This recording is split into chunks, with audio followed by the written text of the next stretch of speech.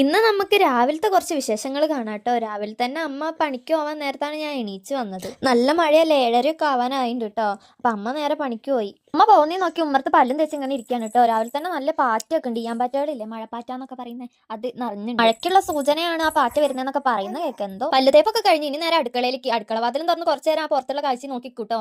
Front തന്നെ വയലല്ലേ, അപ്പൊ പോത്തുകളും പശുക്കളൊക്കെ ഉണ്ടാവും മേയാൻ വന്നിട്ട്. അപ്പൊ ഐറ്റിങ്ങളെയും നോക്കി ഇങ്ങനെ കുറെ നേരം നിൽക്കും. വാതിൽ പറഞ്ഞ സൗണ്ട് കേട്ടപ്പോ ഇതാ കാത്തുപൂച്ച ഓടി വരുന്നു. അമ്മയ്ക്ക് നേരത്തെ പോകേണ്ടത് കൊണ്ട് അമ്മയ്ക്ക് മാത്രമുള്ള കടി ഉണ്ടാക്കിയിട്ടോ അമ്മ പോക്ക്. ബാക്കി നമ്മൾ മെല്ലെ എണീച്ചുണ്ടാക്കുമല്ലോ പറഞ്ഞിട്ട് ചോറും കറിയും ഒക്കെ രാവിലെ തന്നെ ആക്കും അമ്മ. പിന്നെ നമുക്ക് പറഞ്ഞിട്ടുണ്ടെച്ചാൽ ഈ ക്ലീനിങ് തന്നെ വലിയ പണി ഉണ്ടാവുള്ളൂ. അലക്കലും തിരുമ്പലും എന്നൊക്കെ പറഞ്ഞിട്ട് പാത്രം കഴുകാൻ അതൊക്കെ തന്നെ ഉണ്ടാവുള്ളൂ.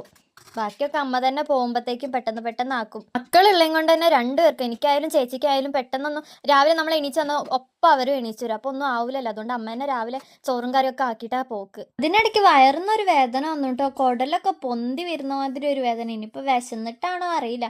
കുഞ്ഞുമണി എണീച്ച് വന്നത്, അവനെ എടുത്ത് ഇനി കുറച്ചു നേരം അങ്ങനെയൊക്കെ നിന്നൊന്ന് ഓക്കെ ആക്കിയിട്ട് വേണം ഏട്ടൻ്റെ അടുത്ത് കൊടുക്കാൻ. ഇപ്പൊ മാങ്ങാ സീസൺ ആയതുകൊണ്ട് തന്നെ ആർക്കും വേണ്ടി വരില്ല, എല്ലാവരും ഉള്ളതും കൊണ്ട്. ഇക്കാലം അങ്ങ് കഴിഞ്ഞ് കഴിയുമ്പോഴായിരിക്കും ഒന്ന് കിട്ടിയെങ്കിൽ കൊതിക്കുക. നമ്മൾ ഒരു മാസത്തേക്കുള്ള സോപ്പ് വാങ്ങിയിട്ട് സ്റ്റോക്ക് ചെയ്ത് വെക്കാട്ടോ ചെയ്യുക. വണ്ടിക്കാരടുത്ത് നിന്നാണ് അമ്മ വാങ്ങിക്കല്. അതുകൊണ്ട് തന്നെ സോപ്പിനൊന്നും ഇവിടെ ക്ഷാമൊന്നും ഉണ്ടാവലില്ല. നല്ല വിശപ്പുണ്ട് കേട്ടോ. പക്ഷേ ഈ പണിയൊക്കെ ഒന്ന് ഒതുങ്ങി കഴിഞ്ഞിട്ട് സമാധാനത്തോടെ ഇന്ന് കഴിക്കാലോ വിചാരിച്ചിട്ടാണ് ഇങ്ങനെ വിശന്നുകൊണ്ട് പണിയെടുക്കുന്നത്. എന്നെപ്പോലെ ഇങ്ങനെ പണിയെടുക്കുന്ന ആരെങ്കിലും ഉണ്ടെങ്കിൽ ഒന്ന് കമന്റ് ചെയ്യണേ. അങ്ങനെ പാത്രം കഴുകാലും ഒതുക്കലൊക്കെ ഏകദേശം കഴിഞ്ഞിട്ടുണ്ട്. ഇനിയിപ്പോൾ അവിടെ അടിച്ചും കൂടി വാരിയിട്ടുണ്ടെങ്കിൽ പണിയൊക്കെ കഴിഞ്ഞു. കുഞ്ഞുമണി ഇപ്പൊ കുറച്ച് ദിവസമായിട്ട് അമൃതം പൊടി കഴിക്കുന്നുണ്ട് കേട്ടോ. അല്ലെങ്കിൽ അവന് കണ്ണെടുത്താൽ കണ്ടുകൂടാത്ത സാധനമാണ് ഈ അമൃതം പൊടി. അതുകൊണ്ട് എന്താ, കഞ്ഞി കുടിക്കലും മുത്താറി കഴിക്കലൊക്കെ അവിടെ നിന്നു. ഏതെങ്കിലും ഒരു സാധനം അതേ കഴിക്കുള്ളൂ. ആദ്യം കഞ്ഞി കുടിക്കാൻ തുടങ്ങിയിട്ടുണ്ടായിരുന്നു, ഇപ്പൊ അത് നിന്നു. അതുപോലെ മുത്താറിയും കൈവിടാതെ ഇളക്കില്ലെങ്കിൽ ഇതങ്ങ് അടി പിടിക്കും. അതാണ് ഈ അമൃതം പൊടിന്റെ കുഴപ്പം. അപ്പൊ ഞാനും കുഞ്ഞുമണിയും കൂടി ബ്രേക്ക്ഫാസ്റ്റ് ഒക്കെ കഴിച്ചിട്ട് വരാവേ.